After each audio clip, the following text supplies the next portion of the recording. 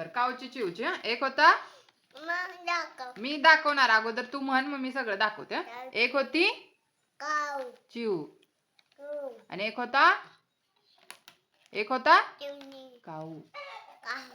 चिवचं घर होतं काऊचं घर होतं. एके दिवशी काय झालं किती आला खूप मोठा पापा आला आणि चिवचं घर